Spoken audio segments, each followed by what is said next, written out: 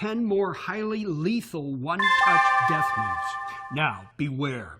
These techniques will disable, cripple, and even kill any attacker threatening the safety of you or your loved ones. Plus, it's guaranteed to work no matter how old you are, what your physical condition is, or even if the assailant is heavily armed. Everyone needs these death moves in their arsenal, and I do mean everyone, even an old Marine like me. I spent 20 years in the service and saw combat more than I care to remember. But even I was completely unprepared when two men pulled a gun on my grandchildren and me. I mean, we were in the parking lot of a toy store, for God's sake. The bigger guy put a 9mm to my head. He told me he wouldn't think twice about splattering brains all over the concrete if I didn't do what he said. And I hate to admit it, but I never felt more powerless or scared. I gave them everything they asked for. My wallet, cell phone, car keys, and those even took the shopping bag filled with a new Lego set I just bought for my grandkids. Before I could even process what was happening, they sped off in my truck. I gotta tell you, man, I was stunned. I tried comforting my poor grandkids, who of course were scared out of their wits. And little Daniel even had an accident during the mugging, which even to this day he's never gotten over the embarrassment of.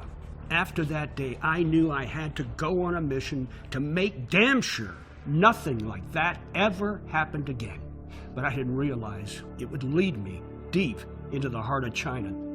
My mission brought me to the deathbed of a martial arts master who had honed his craft for more than 70 years. A man who, in his last dying breaths, made a confession to me that will shock the world.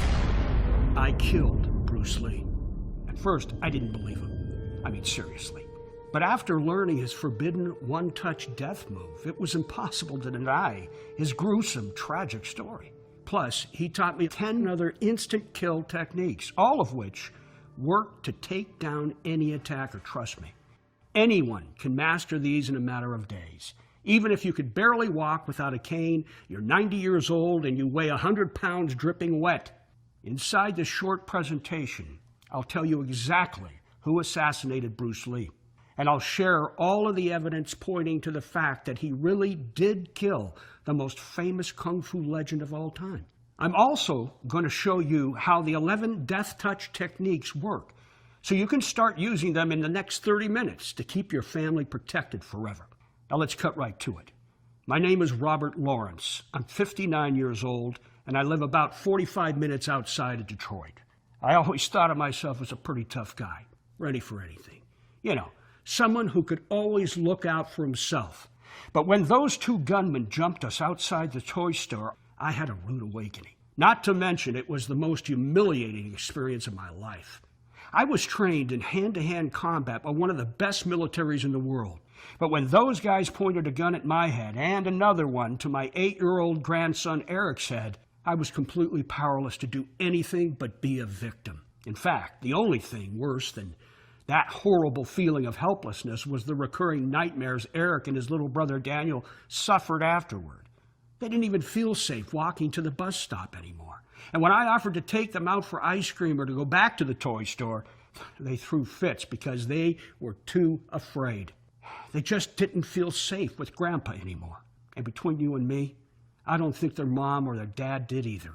And all I can think about, all I could obsess about, was making sure something like this never happened to me or my family again. Well, my first thought was to buy a new gun. But what would that really accomplish? I already had several guns. In fact, one of them was in my truck when my grandkids and I were attacked. Of course, I could be better about carrying my gun on me at all times, but I didn't have a permit for that. Besides, even if you have a concealed weapon, when a man jumps you and points a gun at your head, he's got the advantage. Pulling your own weapon might get you shot dead. Plus, my grandchildren couldn't carry guns around the elementary school. So with that ruled out, I started considering self-defense classes for Eric and Daniel. But those cost $40 a session, $320 a month. Besides, I already knew more self-defense techniques than any instructor just from my experience in the Marine Corps. And of course, there was martial arts.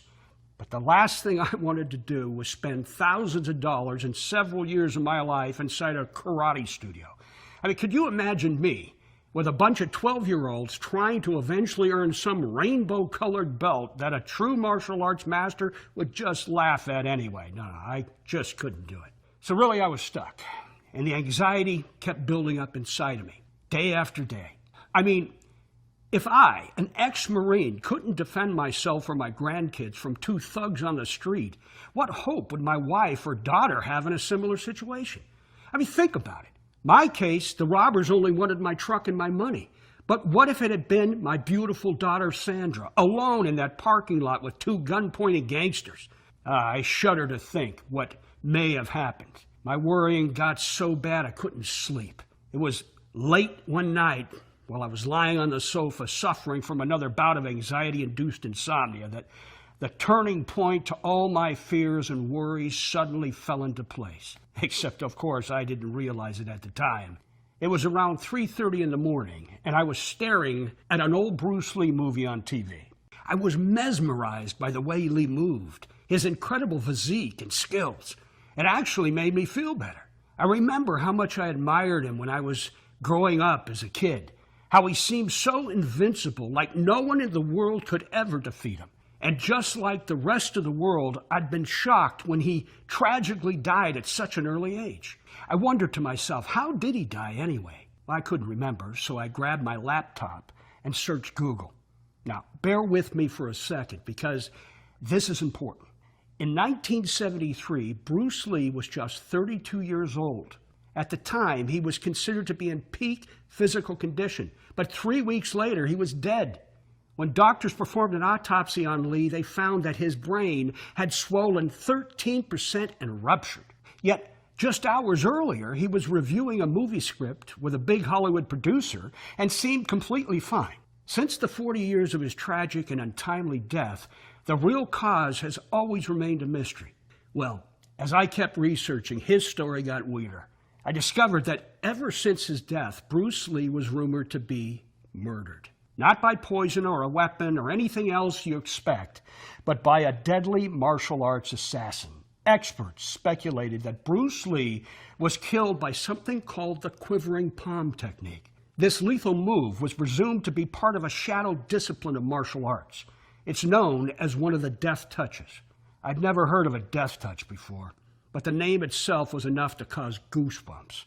I researched these death touches more thoroughly, and it was like a new world opened up right in front of my eyes. Apparently, a small group of experts in the martial arts community have always been aware of death touches.